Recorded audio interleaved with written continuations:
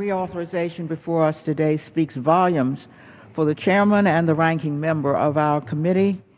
It's the first bill on the floor since 2008. It's a bipartisan bill, but it also speaks volumes that Amtrak has performed so well without additional revenue. This bill leaves Amtrak at about level funding, just a tiny bit more. When we call Amtrak America's railroad, that is not a metaphor, Mr. Speaker. All of its stock is owned by the Department of Transportation, and the reason for that is that the private sector in the 1970s found running a railroad to be a money-losing proposition and asked the federal government to take over Amtrak. Amtrak, of course, is a fiction. It is structured as a private company, but like every railroad in the world, it is either subsidized by the government or the public cannot afford to ride. The bill has almost new funding, yet it certainly it has scored without new funding already great points. Amtrak has essentially overseen the revival of train travel in the United States of America, and has done so in a way that the government can take almost no credit for. For example, ticket revenue was $1.5 billion in 2005.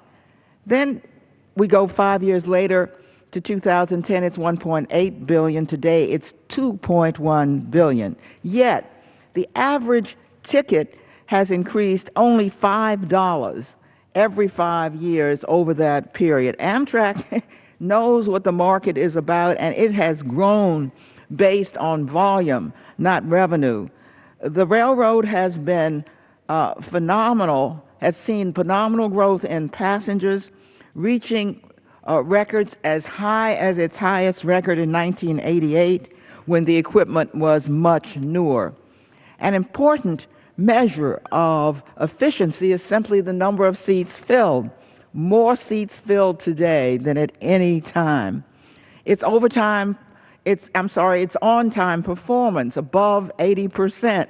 And that's amazing when you consider that Amtrak does not own most of the tracks it runs over. They're owned by the freight companies. First cause of delay, frequent freight traffic. Second cause of delay, reduced speed needed for maintenance. Amtrak has shown it knows how to run a railroad and to run a railroad on time. But Amtrak needs to be able to run a 21st century railroad until could I have another 30 seconds, please?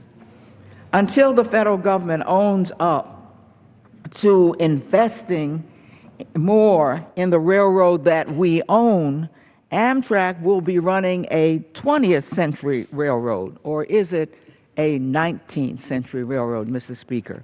I yield back. Gentlelady yields back. The gentleman from Massachusetts reserves. Gentleman from Pennsylvania is recognized. Thank you, Mr. Chairman. I will yield my such time as I consume.